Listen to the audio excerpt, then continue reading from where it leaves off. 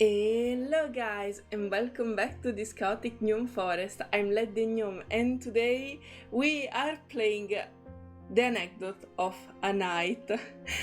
Oh my god, I'm so happy.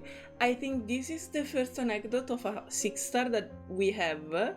So I'm super excited about this. But in particular I'm super excited because we already saw a night inside the anecdote of Oliver, and it was such an important presence that I didn't thought he would actually have a personal anecdote of his own. So I'm super excited and I can't wait. Speaking of which, it's funny because the last week me and my cousin Coffee were pulling for Getian, and she also tried to pull for Shaman, but instead she found a knight. And I said that I'm still waiting to lose to a knight because he's actually one of my favorite characters since the Oliver anecdote. So I'm so happy to have to have this right now. I want to play it so bad, and the only thing that I'm actually sad about is that I don't have a daddy voice. So it will be less cool probably. That I don't know if it will be more funny or cool, this anecdote, but in any case I'll try my best as always. Oh, look at you.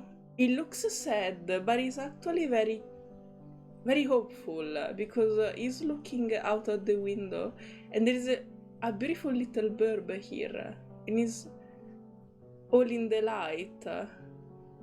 Poetic, definitely poetic. Okay. Oh wait, the anecdote is called the ninth virtue. I guess he's talking about the virtues of the chivalry of the knight in general. Okay, stop chitty chatting because I know this will be long, and let's go in. In days of yore, there was one such night. Okay. Easy description. Ooh, I'm always happy when I see this at the start of every anecdote. I can feel it.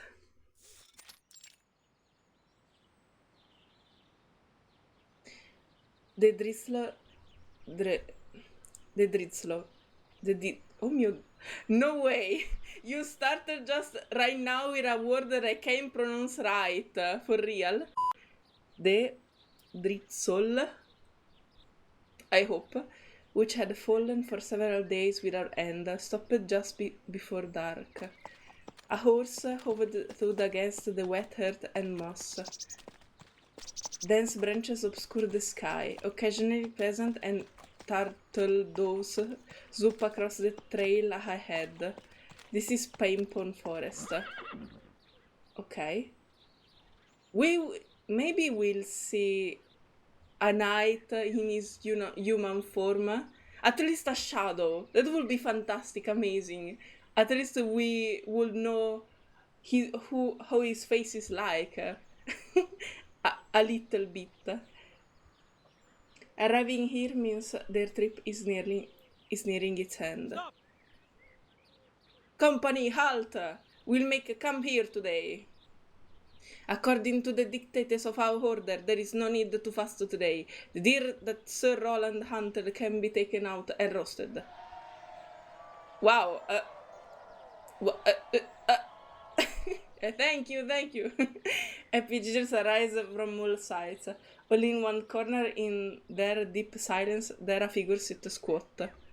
It is Sir Roland, the leader of their band, and His Majesty Charlemagne's most trusted defender, soon to be named the Margrave of Brittany, to serve as their paramount lord and ruler. Sir Roland, we expect to arrive at the castle on the morrow. But sir, if you worry about an ambush, we might continue under the covenant of darkness, in order to arrive here earlier. Okay. I can't read today. I can do it, I swear.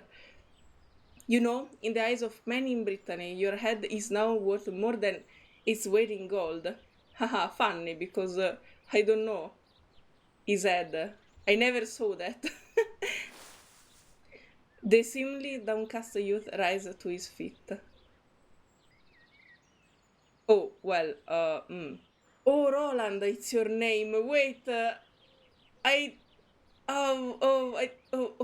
Okay. Nice name, by the way. No, Sir Ganelon, you mistake me. I'm thinking, what should I say if I were to find a deer without any eyes?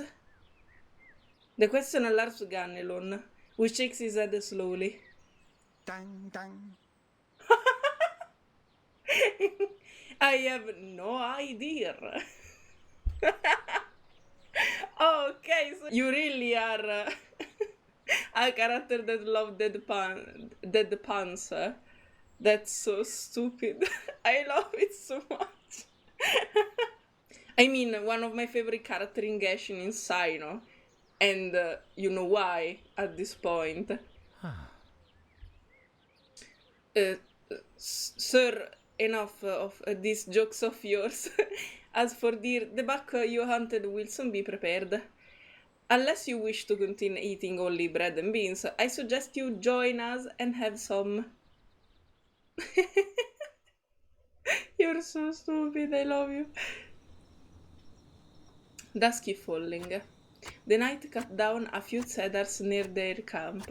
In the damp weather, only their dry and oily heartwood is sufficient for starting a fire. Flames leap up, casting a warm orange glow. A young knight in their company brings over the preparation venison. I've marinated the meat as best as I could in our circumstances. If we had the fennel and the cardamom, we might sprinkle some of while it roasts.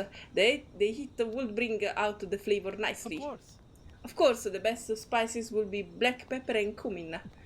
But such extravagance will probably only taste the likes of those pieces again when His Majesty deigns to celebrate with us.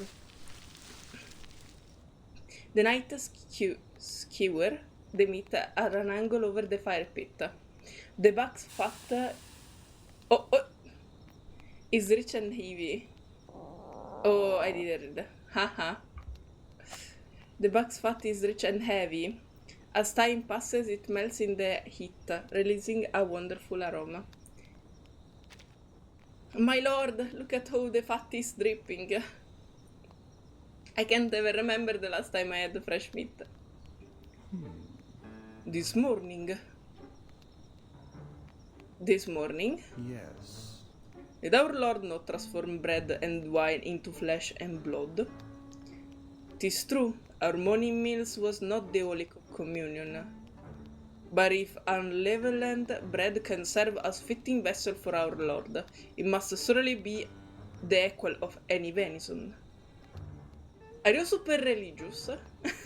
I mean, it fits you, in a sense. A brief, eerie silence followed, only to be broken with a scoff.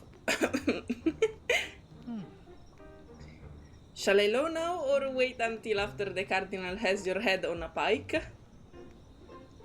If I have offended, then I beg your pardon. But let me ask a new question. Please. Yes, my Lord Margrave.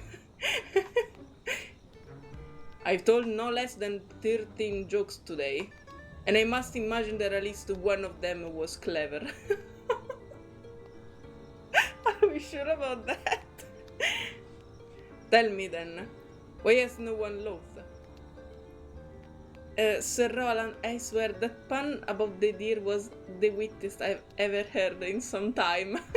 It was only that in the moment I forgot to laugh. Wait, it is actually like Sino? Is he trying to make dead jokes because he wants to relieve the mood, actually? Because in the case of Sino, he just wanted the other to not be scared of him.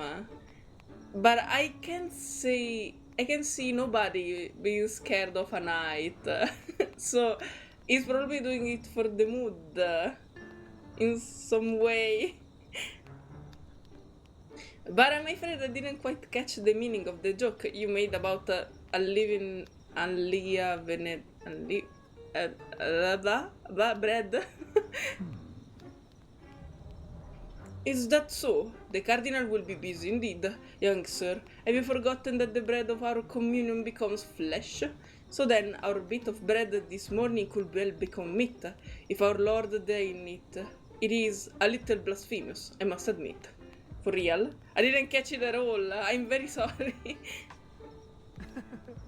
Oh. Oh, thank God. One love. It's ridiculous. No! The devil take you, Roland. These jokes of yours are not funny. A lie repeated 1,000 times still yet does not become the truth. Even if you told 40 jokes, not a one will be funny. Ganeleon, I think you must not understand the word diligence. Why? He's so stupid. As the proverb say, practice makes perfect. Anything, if pursued persistently enough, will sure lead to success. Rather than discussing the definition of diligence, I would prefer you not turn yourself into a joke. Many small streams makes a river. Nice. Is there anyone here capable of telling some half-wise decent joke to our Lord Roland? I have one. Oh my God.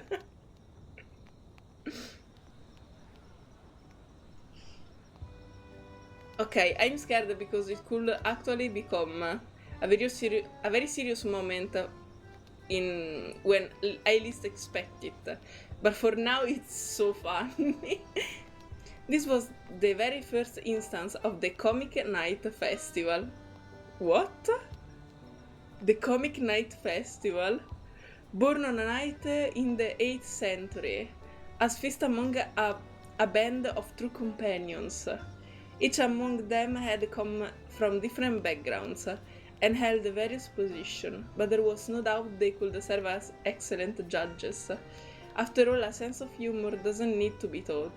It precedes any rules and structure. The only truth is humor is what makes one laugh. As one knight finished his joke, another started the next. What? And it goes until at last a sprinkle of fennel is scattered over the venison, forming a mouth-watering aroma of citrus and pine gum. The meal is ready! The edges of the meat are charred brown and sizzling with grease. The young knight turns chef for the evening and smears fresh wild honey in the meat. Whoa!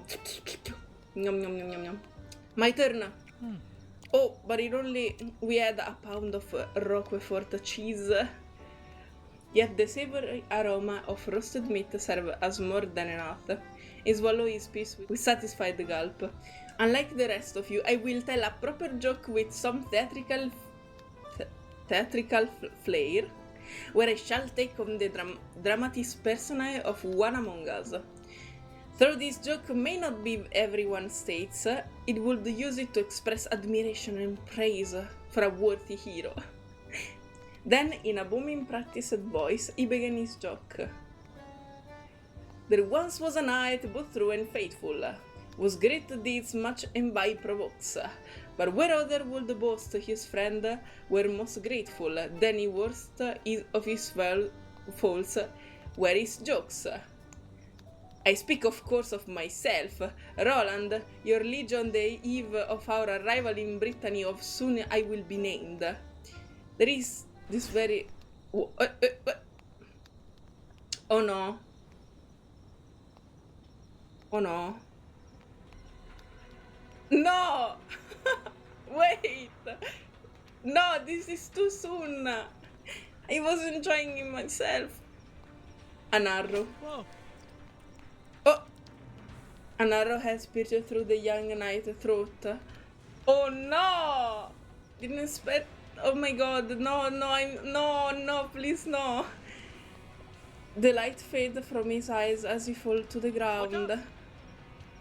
We're under attack! The sword is drawn. Knights, to your sword, avenge us, comrade. Oh no! No! Oh no! That was such a sweet moment! It ended so bad! Nixie tube. Edging circuitry, a faulty connection, or perhaps... what? Perhaps what?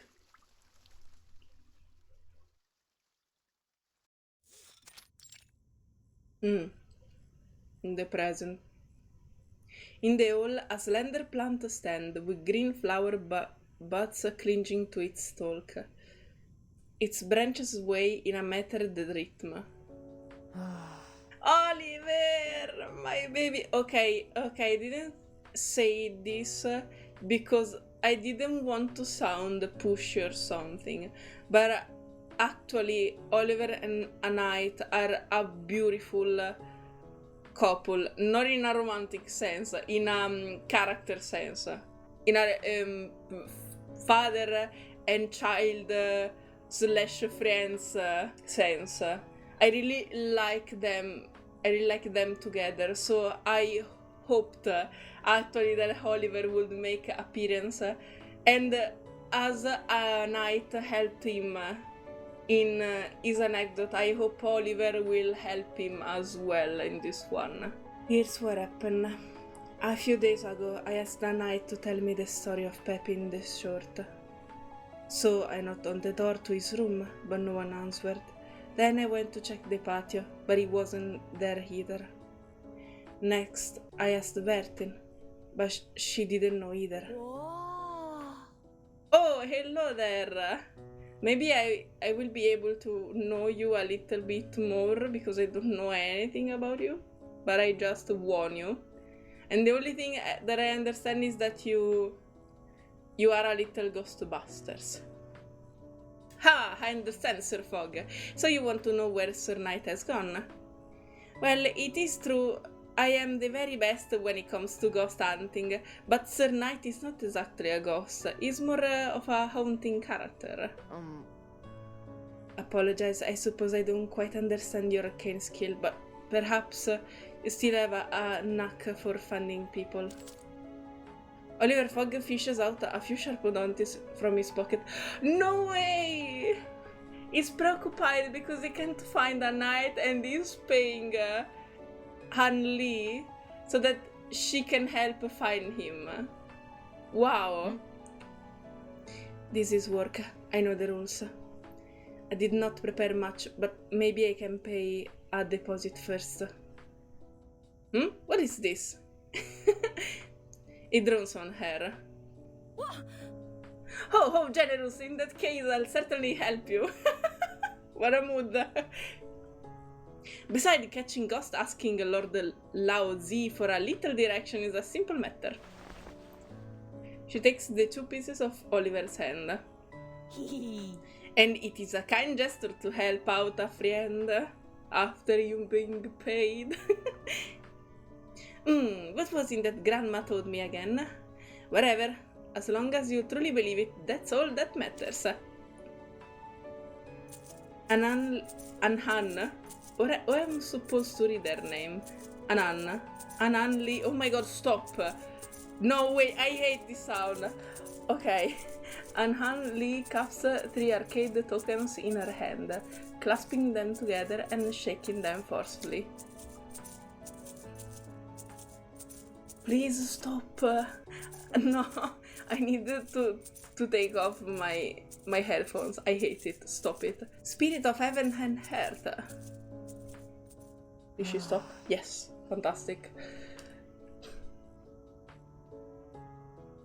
At first I thought a knight might have been on a mission outside, so I specifically asked Miss Vertin, but Miss Vertin said that a knight hasn't been on any mission recently, but he had asked Vertin for several days of leave. I wonder if he has something important matters to attend. Yes, I see him. The young ghost hunter began saying, I see that Sir Knight is as he was before, is still loud telling those dreadful jokes. But it seems he has been collecting something recently. They look like small colorful banners and trumpets. What?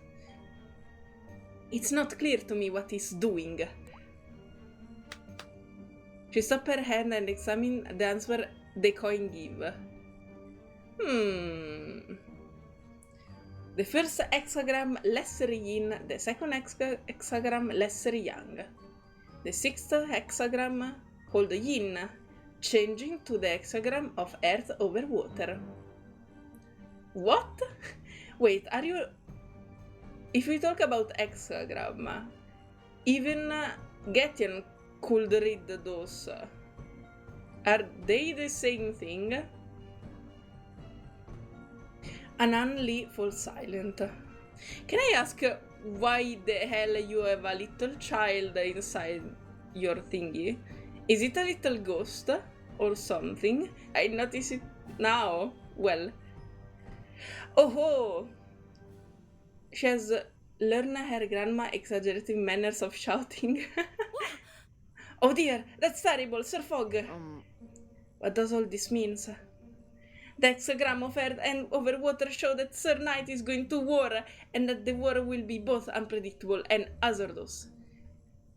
And this changing of the hexagram show there may be traitors among Sir Knight forces, so he must be extra cautious.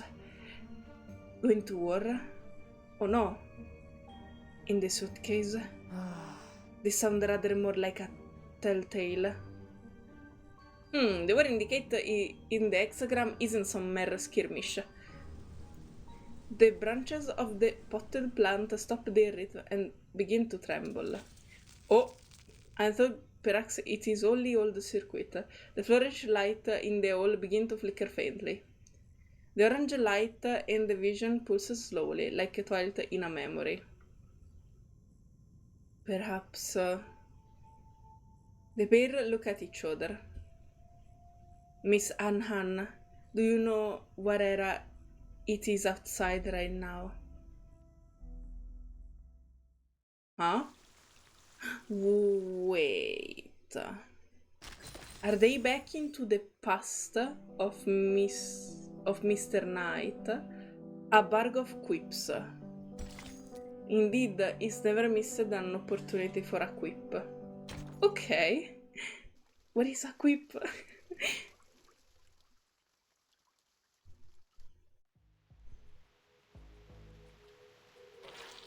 Roland brings out the water that is pooling on the hem of his clothes. Rain again.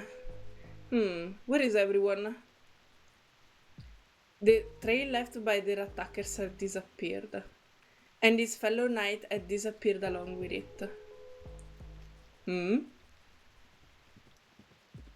Hoofbeats tramp across the mud nearby. He holds his breath and listens. The figure of a knight appeared in the distance, causing Roland to draw his sword defensively. Roland? Oliver! You nearly drove me out of my wits. Oh, no way! It's the old Oliver! It's the one Knight talked about in the Anecdote of Oliver, that he had a friend among his knight named Oliver as well. Oh, no way.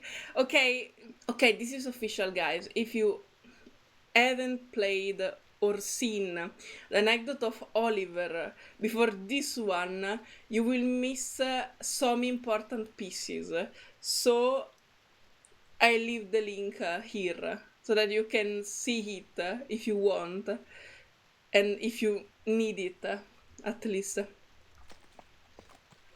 Roland mounts his horse, and the pair ride side by side in the rain. So, what is really Ganelon, who suggested a festival of joke? It doesn't seem the type to enjoy comedy. Then, no sooner than our comrade had called himself Roland, he was stuck dead in the attack. It is as I said, there is a great power in a joke. They can inspire morale while marching on the eve of battle. I can remember many a time when a well-timed joke has done much to lift the spirit of a weary band. If I may speak out of turn, my friend, I feel I must tell you something. Roland, bosom friend, I think perhaps your joke serves only one purpose. To inspire a timely retreat. I regret only that my love for comedy has yet outstretched my talent.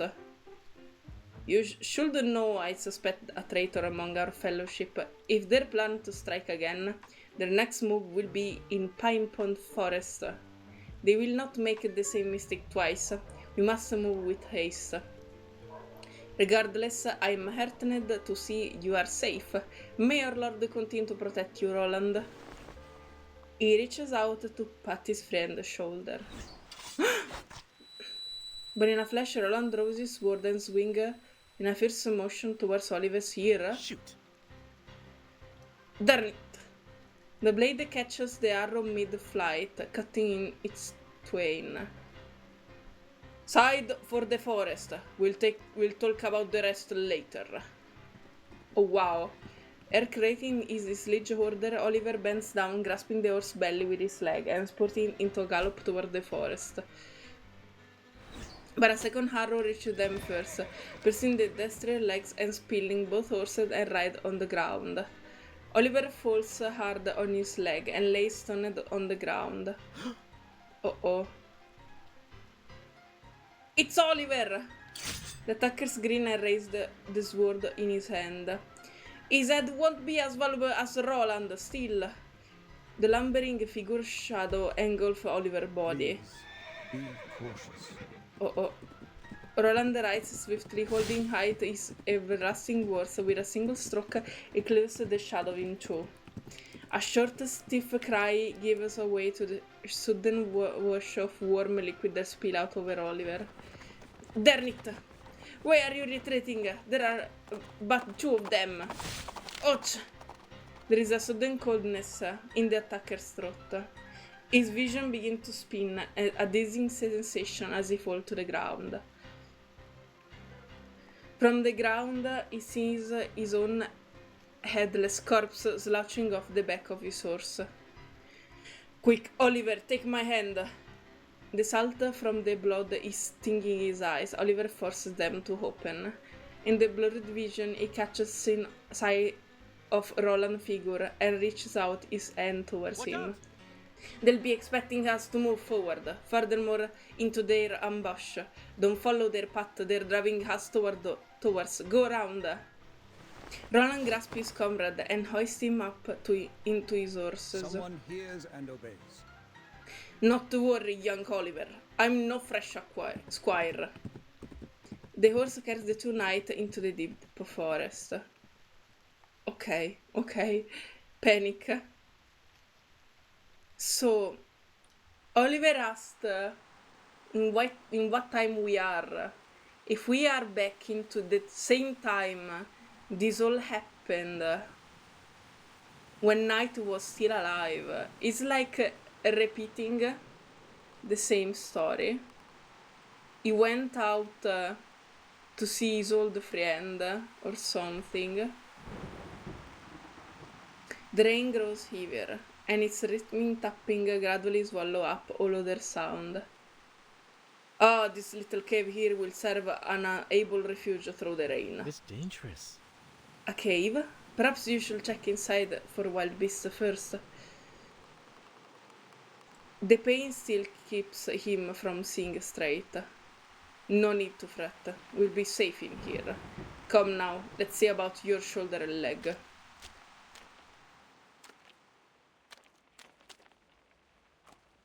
They stash themselves in the hollow cave, laying down on a bed of damp green moss. Roland draws his long sword and severs the shaft on an errant arrow, still clinging harmlessly to his armor. Did you hear those hooves not far in the distance? Almost 20 men were chasing us, every one of them equipped with armor, sword, and a cordon of arrows. Yes. But we're still alive, Oliver. So, there is danger here, Roland. It's not just about our immediate crisis. Someone wants you to die here. And here silence falls over the forest, after the rain has hushed itself. Oliver, look. What? There's an arachne. An arachne? Oliver's neck goes rigid. It's a venomous spider critter, one that prefers to nest in damp. He looks slowly in the direction of Roland's gaze. What is... Roland has folded his hands together, shaping them like a spider clawing through the air. Are you crazy? I will be so scared. No way. What are you doing? Roland. Oliver cannot stand it anymore. He slammed his fist down hard on the ground. Enough! How many times do we have to tell you these jokes of ours are not funny? Our foes number 20 at least, likely more with reinforcement, and there are only the two of us. Why? Tell me how you managed to conjure these horrid jokes in a situation like this. I thought you needed something to raise your mood. It's only managed to raise my ire. Roland, my liege, allow me to suggest what we should do now. A plan is forming in his mind, one that seems to ease his pain. They know that you were to reach Britain today, but they didn't know that I would ride here to receive you. So... If the worst should come past, you may be able to escape by wearing my cloak. There is a second flash of genius in his face. This could well be our best opportunity to expose the traitor. Though the traitor's identity is not difficult for them to guess, he has known the answer for a while. It is a sound plan, young Oliver, but I refuse. If I should do as you say, then only one of us can live.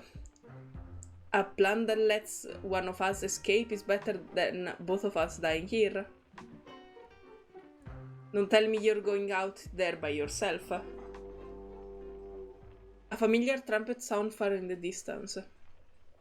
Enemies! Friends! They shout in a clashing unison. Did that arrow hit your hair after all? For asking.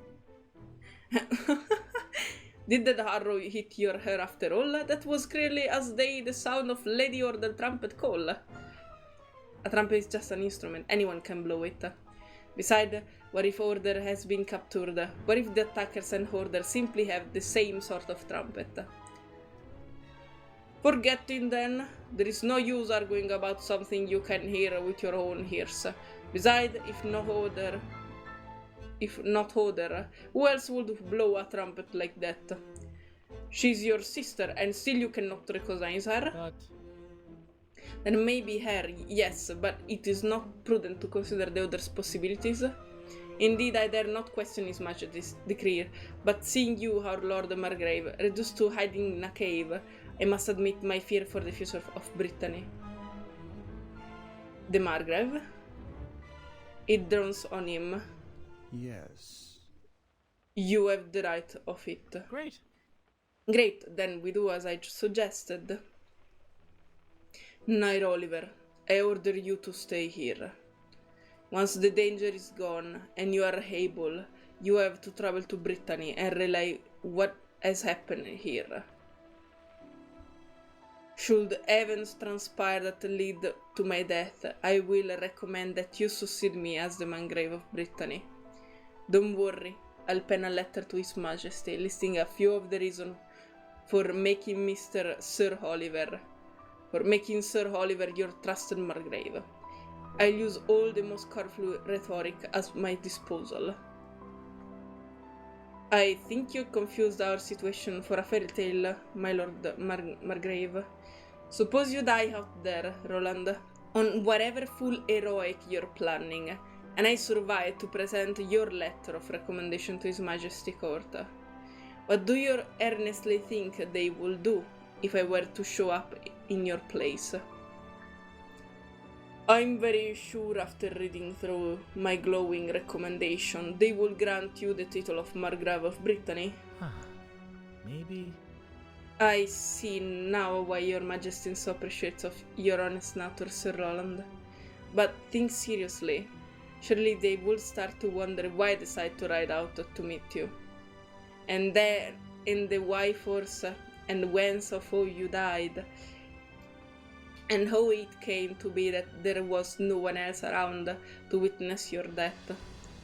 If I were then to present a letter of your recommendation, how would it be received? You are suggesting they would think you forged the letter, perhaps even that you orchestrated this ambush. You think too poorly of His Majesty Court. The paladins of Charmelaine are good and just.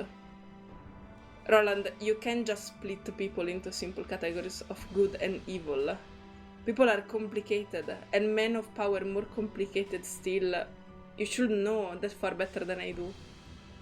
Besides, he falls silent again. The weight of the accusation bore on him to accuse one of their brethren of treachery. He hesitated to continue. Roland pats his shoulder. Go on. I think that. The traitor must be one of the other paladins, one of your brother in Charlemagne court. A sharp stab of pain throbs in his shoulder. Oliver takes a deep breath before continuing. It is Ganelon of Mainz. Roland breaks into a grin. That's reassuring, Oliver. You finally learn how to make a joke. Yeah. No. Knight. I'm sorry. Oh, don't misunderstand. There is a weight to your speculation. But it's a matter of proof. The trumpets sound once again, now much closer than before. Before long, a party of knights emerged from the surrounding forest, led by a woman. Oh, Sir Roland, how did you end up here? Don't worry, old friend, my men made sure the work of your would-be assassin. We've imagined to save them alive, the lion's share at any rate. The both of you look worse for wear. We must make for the castle quickly. But first, a question. What did the blanket say on to the bed? What? Roland answered without missing a beat. I got you covered. Haha, precisely. I've got you covered. Lol. To be continued? No, okay. The rain washes down the narrow street of the castle town. The smell of blood from the butcher's shop, of ammonia from the tannery, and the reek of old sweat that had long lingered there are swept out by the arrival of the rain. But no pleasant scent of earth and stone greets her. The reek of fishing her? Okay. Who is it? The reek of fish clings on its wet weather, as bit of fish covered in scales float on the paddles over other fits. Okay. We need someone charismatic to lead the interrogation. May I propose the Knight of Astorfod? Should we fail to win them over with charm, then we must rely on Lord Reynud to break them. But to have these two noblemen comes to interrogate such a prisoner. No. There's no need to involve them, my lady. We have our own manner to guile to make the brigand talk. For now, let us take Roland to rest. I believe the journey has finally caught up to him. Roland, at last exhausted from his journey and battle, begins to slump in his saddle, the voice around him grown fainter, until whole sound blends into the pattern of rain, He closed his eyes and darkness swallowed like a blah blah. Ok. Oh! Off. Oh! Hey! A night room! Ok. Wait, is this his room inside the suitcase or his room inside the castle? Because if they turn back in time, maybe it could be here actually. Whoa! The two of them burst through the door and tumble into the sunlit room. Oh, hello. Mr. Apple! Oh, you have some visitors. Whoa. Oh, Sir Knight, so you've been in your room this whole time. Then all that fuss about the light was just old circuit. Miss Vertin should hire an electrician or an arcanist that could use electricity. There's no need for concern. Someone is here, as they have been for some time. Apple can attest to this. We prefer to use just the sunlight in this room, as it creates a very dramatic lighting effect for Mr. Knight. We're holding a bit of storytelling session. Quite so. Someone was just in the middle of a story about Sir Roland. However, Sir Apple here seems to believe that one storytelling skill are lacking. Someone has been attempting to portray the figure of a knight named Roland in order to immerse the audience in the moment. Wow. A shining armor and a apple enjoying themselves inside a room, telling their stories. Where only Reverse can gift us this fantastic scenery. The night gauntlets spread and lower on both sides, approximating a theatrical bow. Someone is profoundly honored. Someone is pleased that you happened by. Oh. To be continued, okay. So you were just telling the story, are we sure? Decoration. They're not useless, they're an important part of the festivity atmosphere. That's right.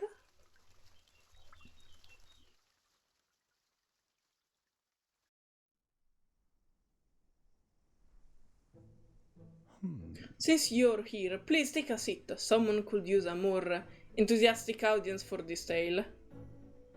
Just as Miss Sotheby's room is filled with collector edition of Typhoon dolls, and Miss Eternity TV plays the night show all night, in this room there are various items that highlight their owner's taste.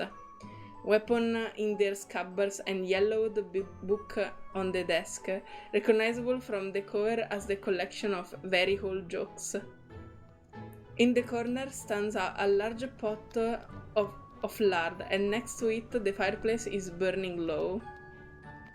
It's so cool, this very gigantic suitcase. And all of this is magic, this is so cool. Sir Knight, you can put fat next to flame. It'll catch fire. Don't worry, Miss Hanhan. This flame is only a memory. It is constant, gentle, and does not produce heat, nor possess a desire to burn anything.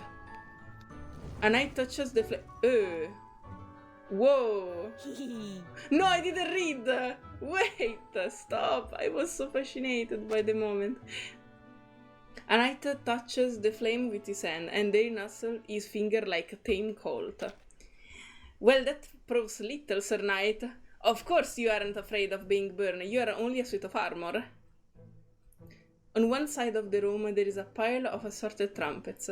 The desk is covered with colorful flags, too many perhaps, rendering a messy scene. A nimble hand grasps a craving of a green bird, gently adjusts its orientation. Oh, so cute! What are all these ornaments for? Have you considered rearranging them? The feng shui of this room has a lot to be desired. These are all things someone has prepared in anticipation of the Comic Night Festival. The Comic Night Festival? Yes. An event inspired by an old friend. Simply put, this is a joke-telling festival. Everyone sits around together, draws a lot to take turns telling their jokes. If you can't come up with a joke, then you must tell an interesting story instead. As for this wooden carving, there is a mechanism one can find on the bottom. A knight stretched out a finger and lyre fiddles with the tail feathers. Click-clack. The small bird begins to move, rocking backwards and forward. After a moment, the yellowish brick stops in front of Oliver Fogg. If this were the coming night festival, the next speaker would be Oliver Fogg. It sounds as if it wouldn't be a half-bad event, but everyone here has so many of their own matter to attend to. Miss Vertin almost never has time off because of the storm. I can't imagine most people will have time to attend a comedy festival.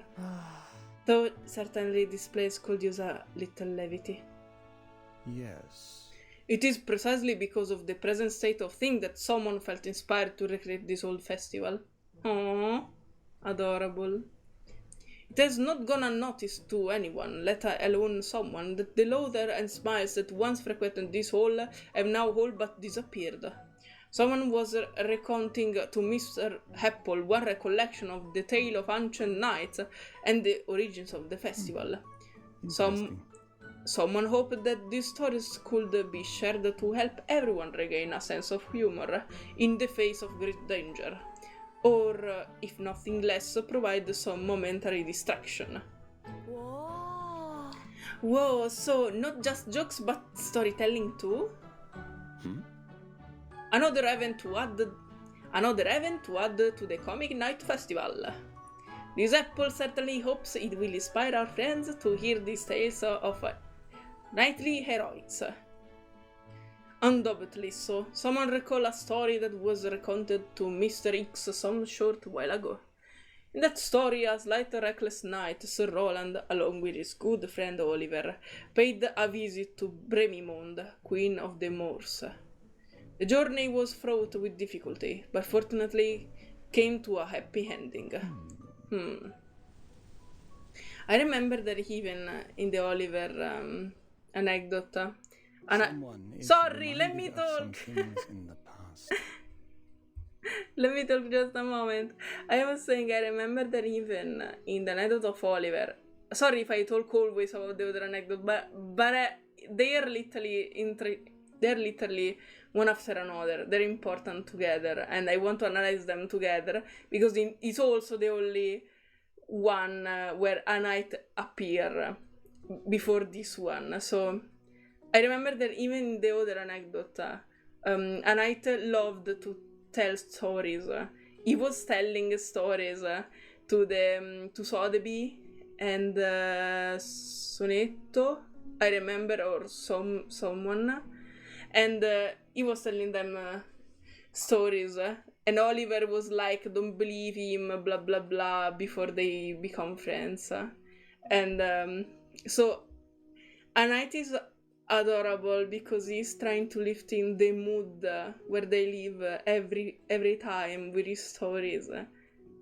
You're adorable, you're a beautiful character, I love you so much. Let me read what there was. Okay. Sunlight scatters against the floor as a breeze blows through the treetops.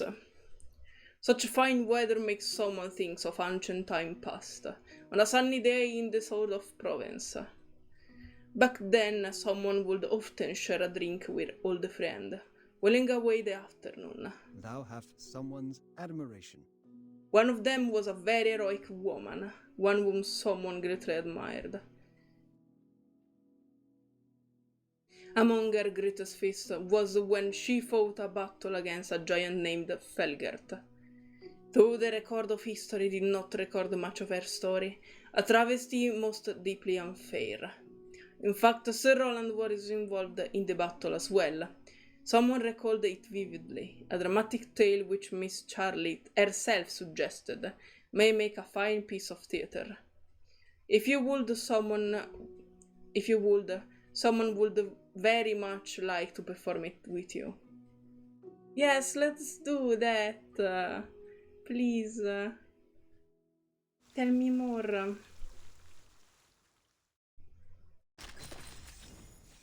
Tourney is the way. My fair blade lies tied at my waist. Ok.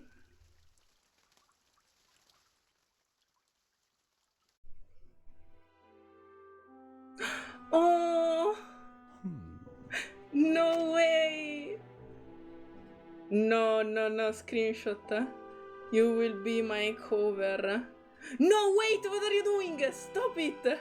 Don't move! No, don't move! Okay. How dare you? I need it. Okay. I saved it before it was too late.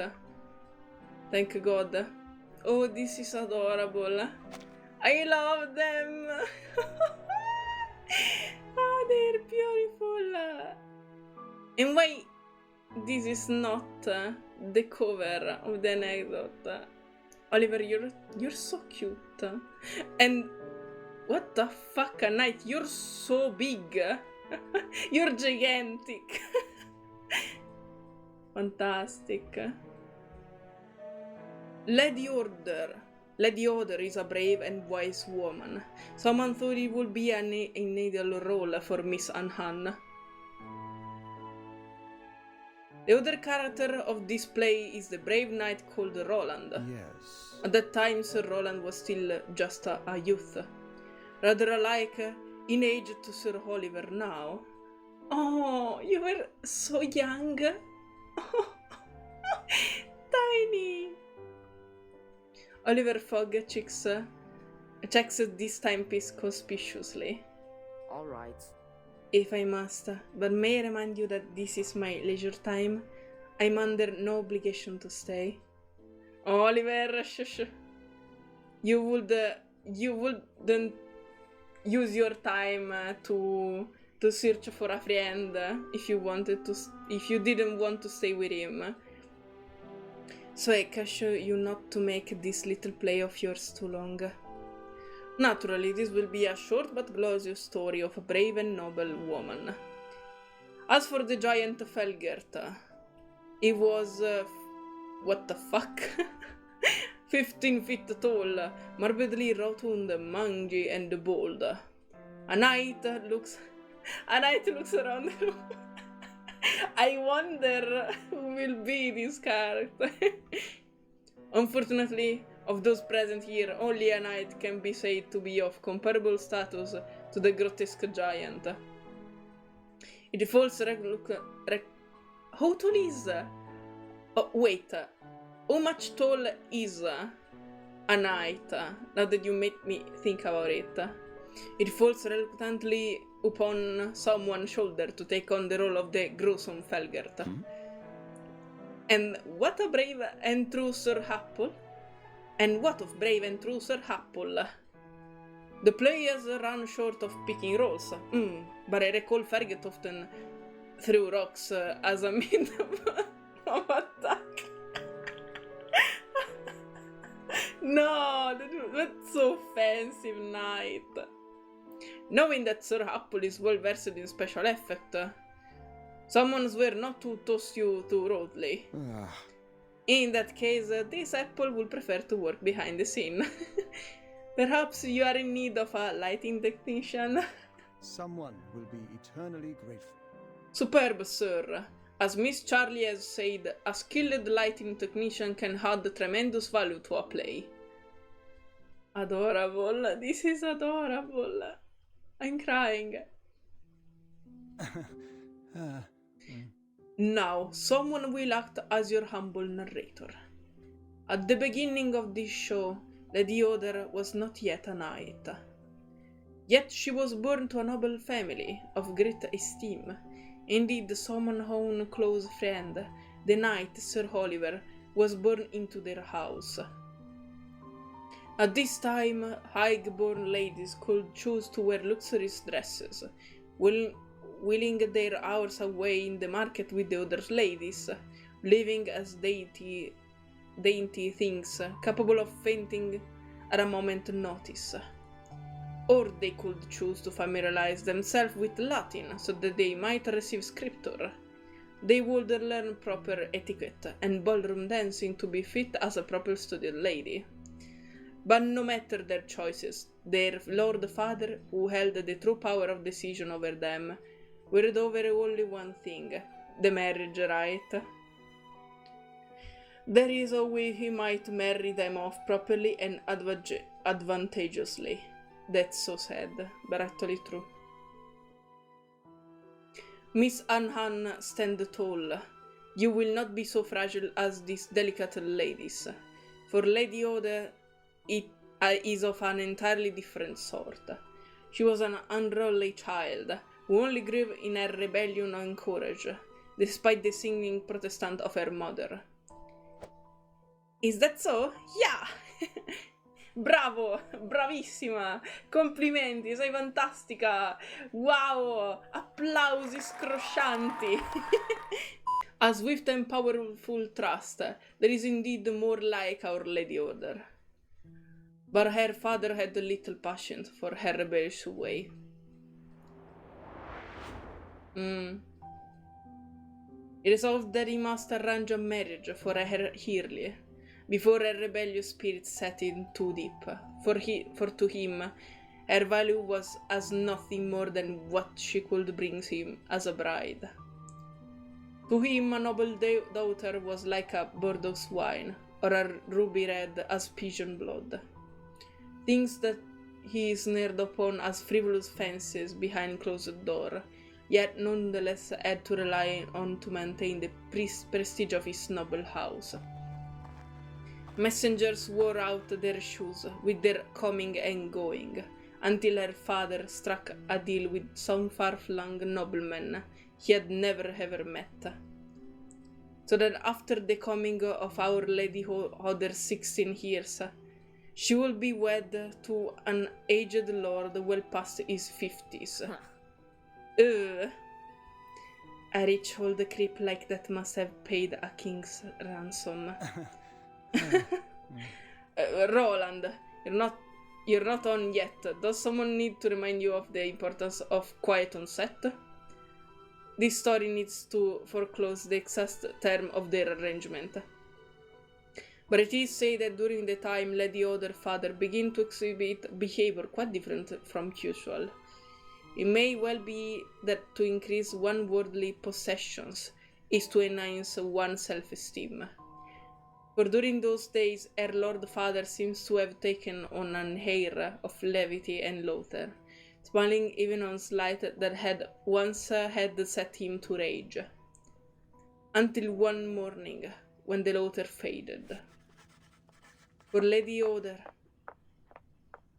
had run away towards Brittany, leaving her father only a letter. Oh wow! What a powerful lady! One can hardly blame her, though I for one hope that she'd chop off the old man's head, give him the old Cromwell treatment. Oh, wow! Oliver, stand for the girls. Wow! Interesting. An intriguing plot suggestion, to be sure. In those days, the journey to Brittany was fraught with all manner of dangers. For the addition to the roughest sort one may find in Brittany, one could also chance upon a rowing band of Saxons, Lombards, and Saracens at any time. Fortunately, our heroine was an able rider, the equal of any experienced knight. And so it was that someone first laid eyes upon Lady Other, just as she arrived at the gates of the castle of Brittany. Wait, was a knight in love with this lady in the past? They were both young, and this sounds like the start of a tragic romance story.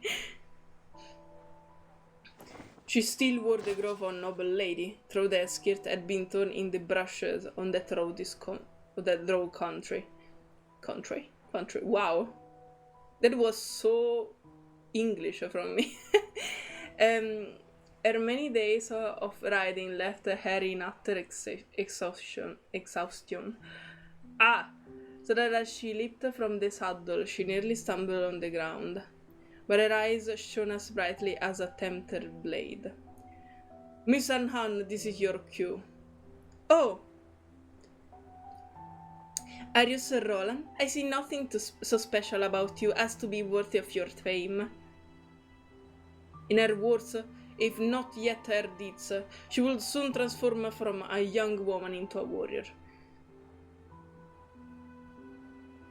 I must admit, she proved an unparalleled talent in battle. During those years in Brittany, she joined us in countless battles, winning one victory after another. Her achievements were remarkable.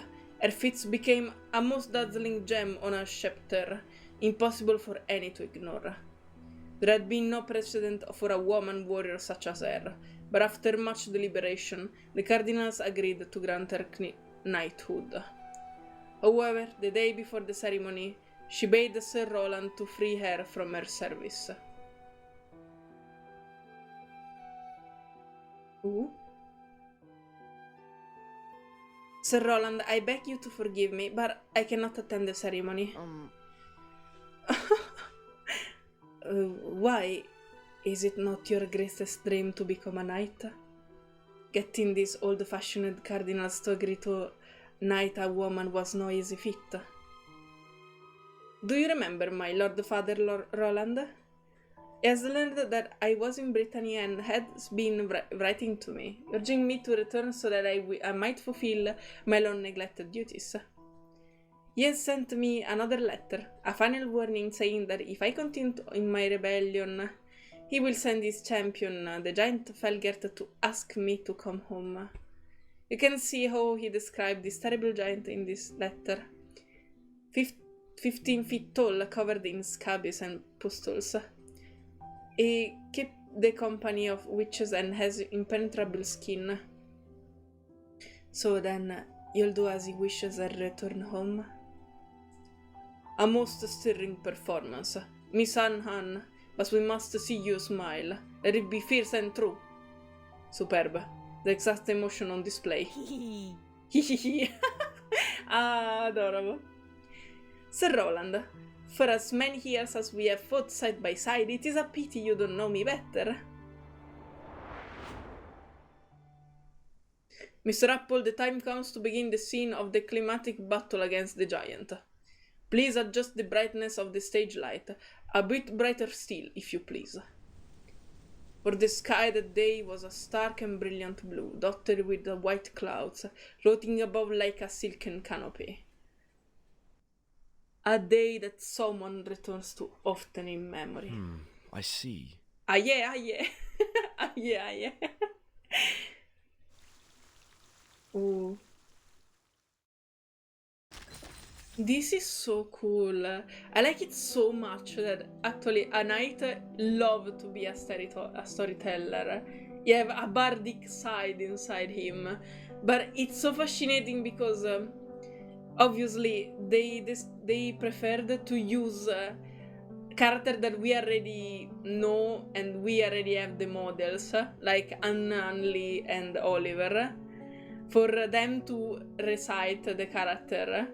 But at the same time, it's so fascinating to see them so involved in the story. It's not only them listening to a knight, they're actually trying to let the story shine again, thanks to their roles and their role as actors. That's so fascinating and so adorable. Actually, this is so cute because it shows how much they're affectionate to Mr. Knight. Because if you didn't care about him or what he's doing, you would just say, no, it's not for me, it doesn't suit me, I'm sorry, and then just go away, or just say, no, I don't want to recite, let me just listen to the story. But they're just going along with his desire. This is adorable. I'm so happy. So concludes the epistle. Okay. Chase away until the road hand is also left behind.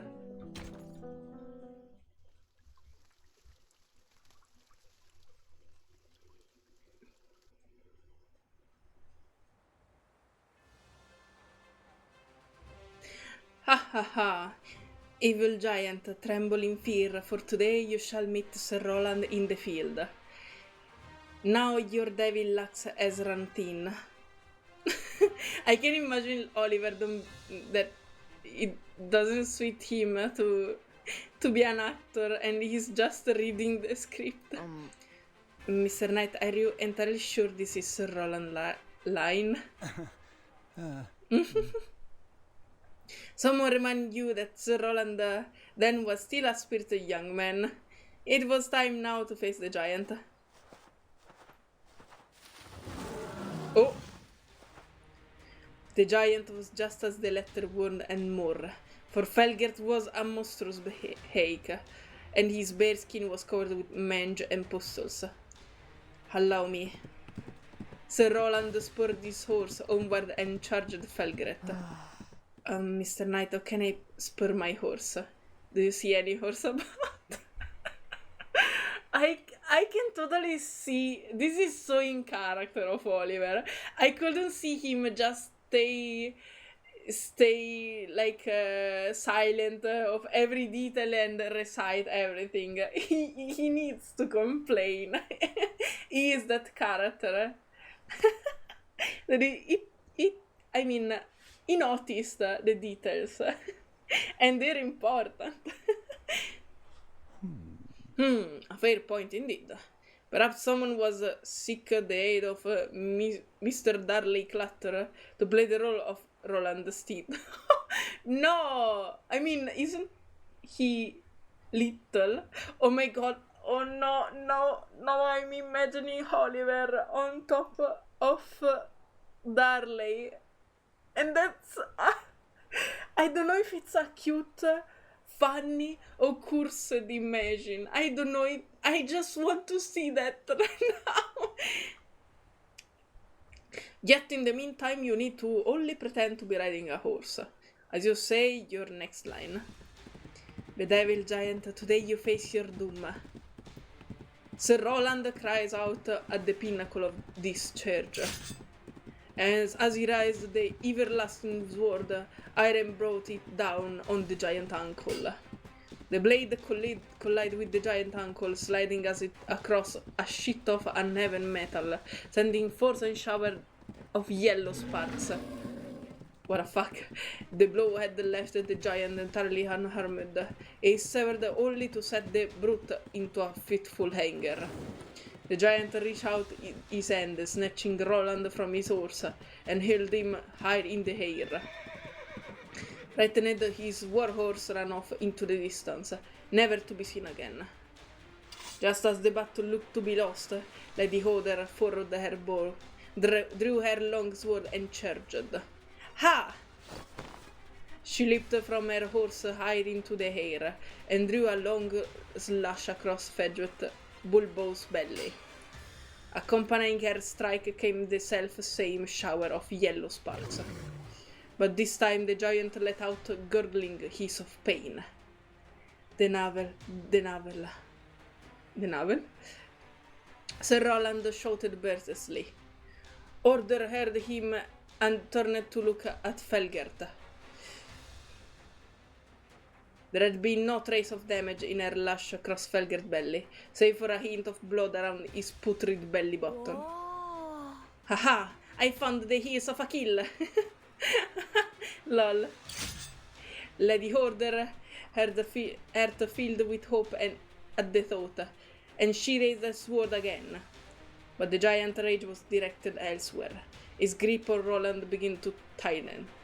Sir Roland gave out an agonized scream. But Other sword proved this sweet tool as she pierced the giant navel in the nick of time. The Goliath surrendered and collapsed, but in death the giant finger remained tightly wrapped around the knight, and blood ran down his knuckles. Other withdrew a sword from the belly of the giant. They had won the duel. Mr. Apple, the story is finished. You may lower the light.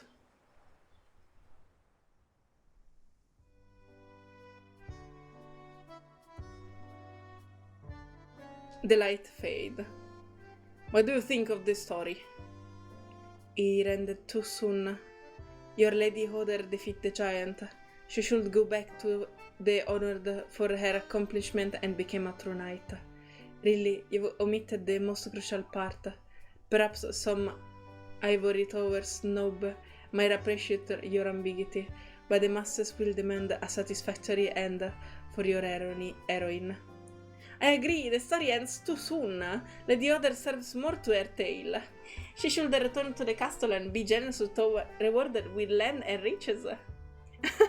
With enough wealth on her own, she might go back and build her own house, so that she could have a new future away from her father.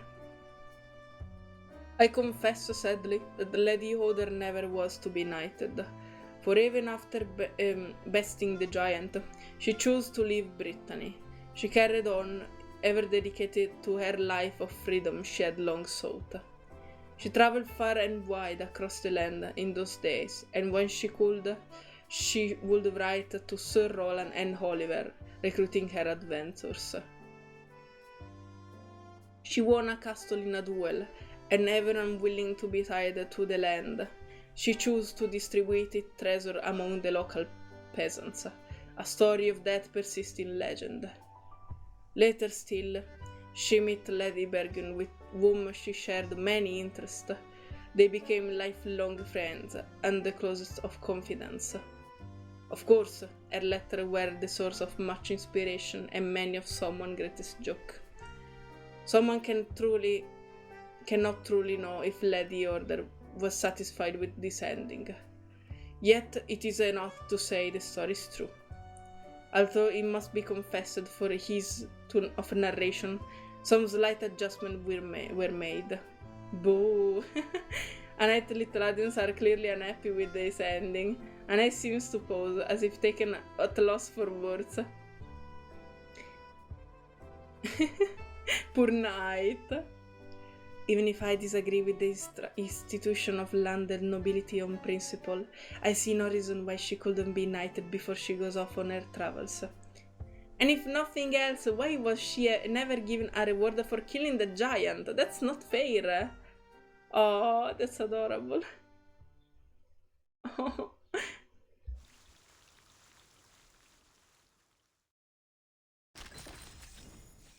A jest anew. An enduring joke from the 8th century. Okay.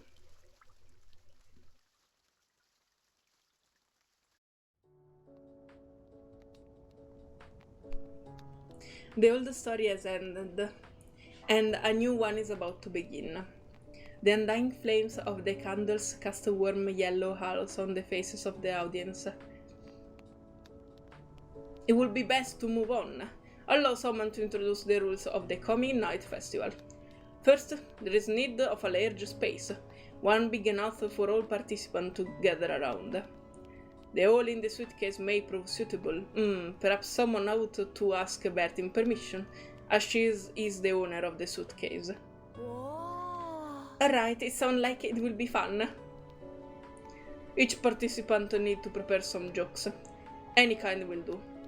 Then this little green bird will decide the order of show. Simply put, whoever the bird beak points to will be the next to tell their jokes. A knight points his gauntlet towards the little bird. Someone has not arranged such a gathering with so many friends in many centuries. It must go very well. Someone must make sure of that. Yet fashion and fads change with the season. How can anyone keep up with the latest in comedic wit? Someone had hoped to acquire new materials worthy of the upcoming festival.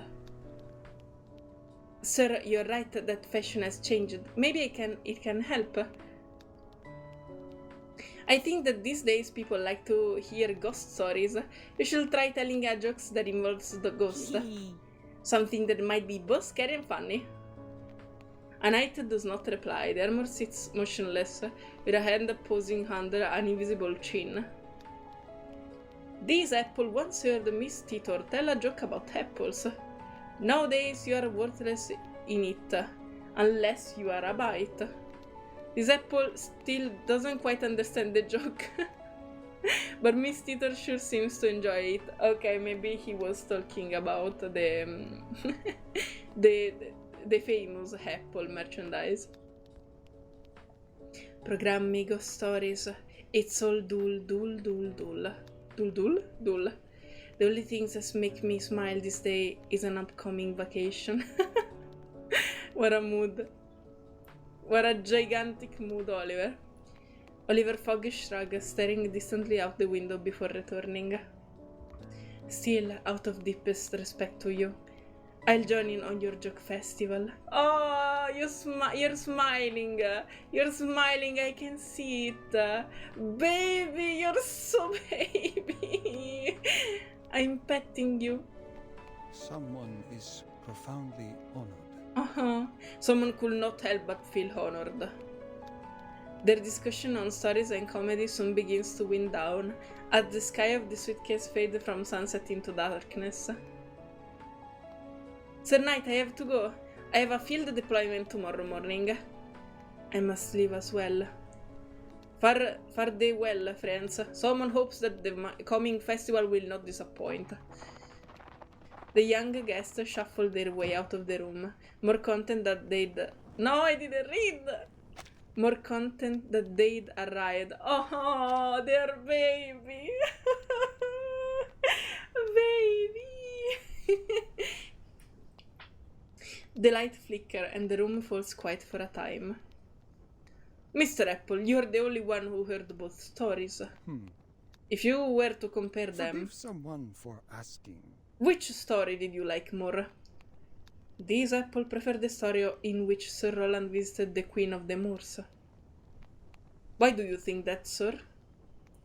It seems you had intended to create a light, humorous and lively atmosphere for the story of Lady Oder. But wherever you claims it to be the truth or not, it's all too quick and sappy resolution clearly tells another tale. What a pity.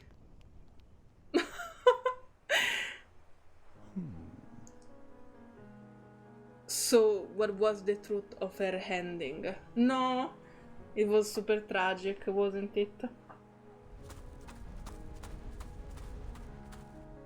No! The everlasting sword has foiled to pierce Frelger's body in time. Doing his best to control his trembling hand, he draws his sword out from the crumpled giant belly inch by inch. Then, summoning all his courage, he looks toward the giant right hand. The brute hand are balled in a tight fist, and crimson blood drips down its knuckles. She's dead. That's the sad truth. You gift sugar and honey to your children because you wanted to create a nice atmosphere. And they still complained about the end of the story. Oh no, this is sad. There is no life stirring within the balled hand, but no sign of Lady Oder either. Oder? For a moment he feels some hope rising within him once more. With what strength he had left, he searched for any sign of Oder in the fields around him. The giant has thrown his stone. Now only the wind remains. Oh, a bird flies up from the edge of the field, carrying Order ribbon in its beak, soaring away into the vast blue sky, while he remains standing on the field. The bird is green, with a long tail feather, but its belly has been painted in a haunting familiar crimson.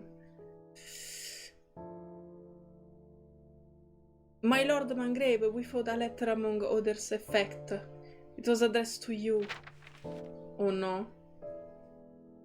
Sir Roland, If you are reading this letter, then I have reached the end of my journey. I must confess a secret, for Oliver confident in me that he has always enjoyed our jokes. Please, don't be cross, Sir Oliver. I could not bear to go to my death without revealing a punchline. Roland, should you ever mention me to anyone, please make sure there is a fitting end into my story. One fit for me, believe me. I'll hear about it. No! No! Stop! I wish you good spirit, humor, and happiness. Always. A night.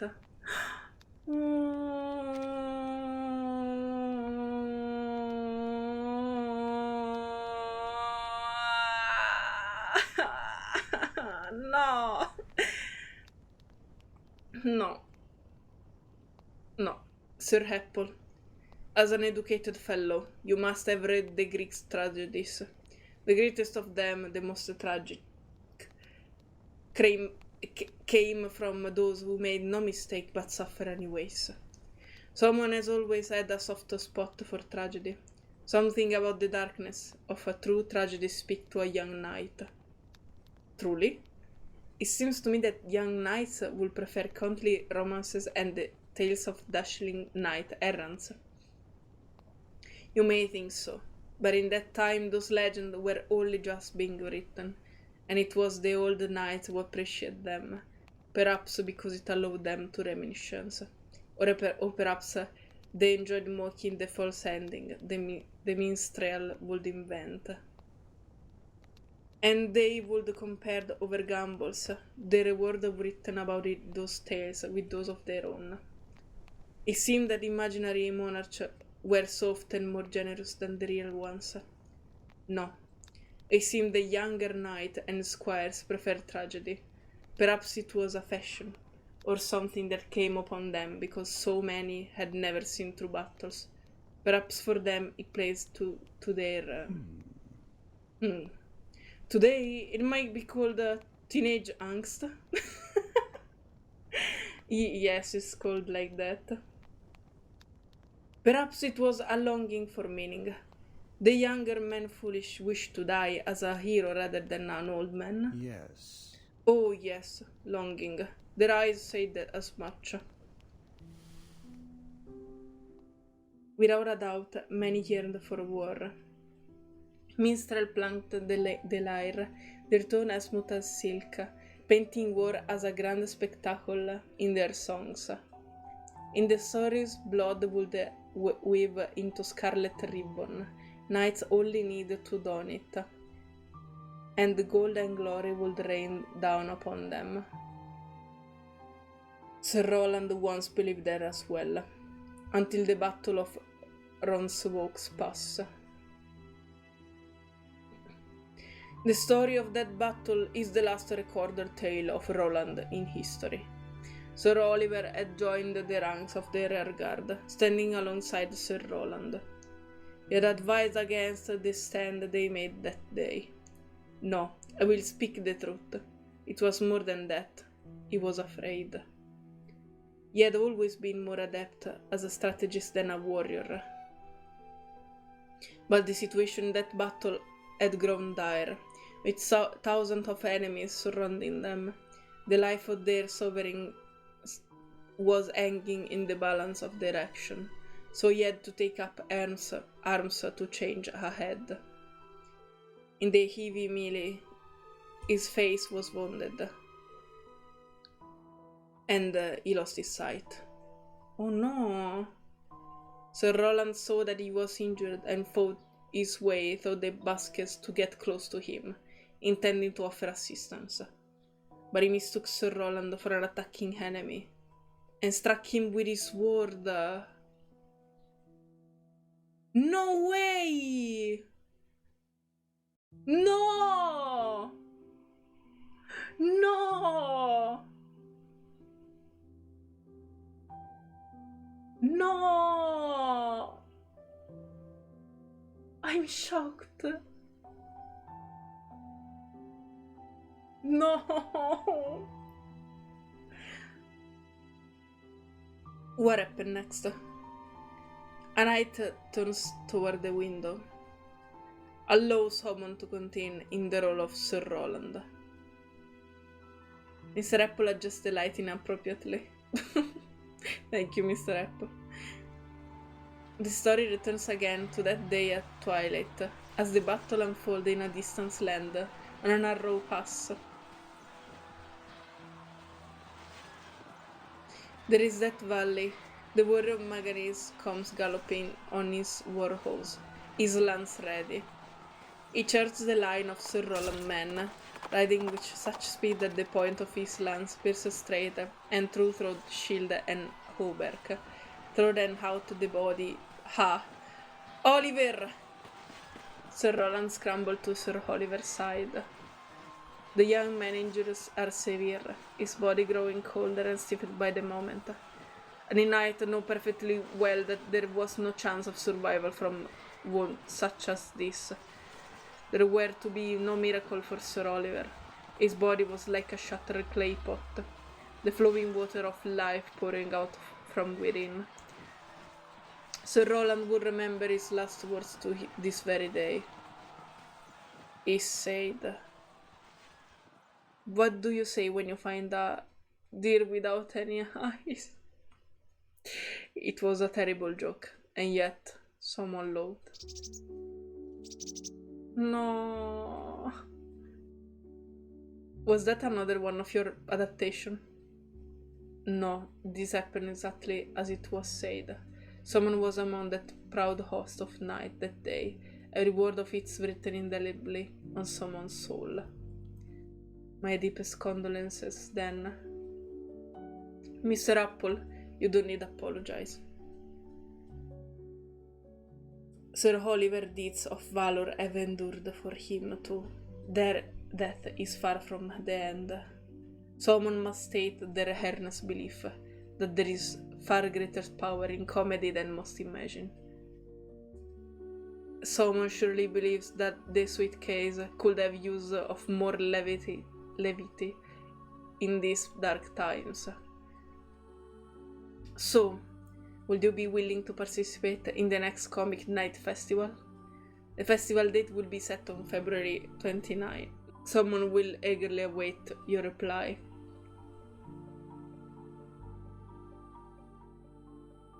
Humility, honesty, mercy, valor, justice, sacrifice, honor, soul, and of course, a bit of humor. The end. Okay, so I tried so hard not to cry, but I can't deny that my eyes are wet, so I'm on the verge of tears. But this will sound funny, but I'm the person that cries more. Yes, when something is really tragic, but also when something is truly beautiful. I really like this anecdote, and I say it every time, I know, but it's just because I really like to know more about characters in general. But when an anecdote is well written, I like this one. I can deny that they make me feel so much emotion, and they're so emotional. But I had the expectation for the anecdote of a night, and they were met properly, because even if it was only funny or only tragic, I would have enjoyed it, because I wanted to know more about this character. And I can say that we actually learn something more, but at the same time, the very special things about this anecdote is that not only we learn something more, but we learn it in the way a knight is. He is actually a funny character. He loves to make jokes to relieve the mood. He takes care of his companion, and I'm talking in this case about Oliver and Hanley. And he's able to create a happy story and happy jokes just for the sake of his comrades, because he said that he want to create again this joke festival just to lift the mood inside the suitcase. And I love him. I love this character. I already loved him, but I love him more. I have every reason to love him, and I want him so bad. I desire him so bad that it hurt so much, because I had some possibility to have this character, and I still don't have him. But I swear to God, if I see his banner the next time, I'm going to pull him, because I want him so bad. I like this character so much. He's able to convert so many emotions at once. And he's fantastic. He's one of the best characters of the game, changed my mind. And I'm so happy. Actually, Oliver was present in this anecdote, so my heart is full already. And he wasn't like the side character that I hoped for. It was more like a role that had MR.APPLE, because MR.APPLE is the one that knows the truth, the very sad end of the stories. But I liked it in any case, because he is so father figure. He tried to create a nice story so that they could be happy and not sad about him. In fact, the line that said they goes away more happy than when they arrived, it's so important. Because it's literally what Knight wants. He doesn't want to be pitied, or it doesn't want to create sadness when he talks about his past, because it's obviously super tragic as a warrior. But he prefers to create a nice atmosphere and a nice moment with all the people that he loves. And this is adorable, this is fantastic. I love him so much. And I would love to have you. So I swear to God, the next time I see the banner I'm going to pull, and I will not care about anything else. There could be God inside the other banner, another special only character that is super fantastic, that is literally a gnome, a elf, I don't know, a fairy. There is literally the things that I love most in this world. A mermaid, I don't know, and I will still pull for a Knight, because he's fantastic and he deserves it. Okay, so this is all, guys. Thank you all for being here with me. It means a lot, for real, because I know that I'm not the best reader, sadly. Maybe because it's not my first language, and always because I'm dyslexic. So every time, even when I had it, I heard my pronunciation. Sometimes I'm like, for real, people are listening to me in these fantastic and tragic stories, are listening to my stupid voice and so on. But it means so much, because I hope when I read the stories and when I try to voice act for the characters, that I'm able to convert all the emotions that they're trying to write down. I love this game so much, I love the characters so much, and I want to draw a Knight so bad. I actually tried before to draw him, but the problem is that are his hand, because I'm not good at drawing hand, and he's obviously mostly only hand. So, but I will try again, because I want to. and well, if it work, I'll post it in the community tab. So okay, I guess we'll see each other on the next video, on the next part. Bye bye guys, thank you so much for being here with me.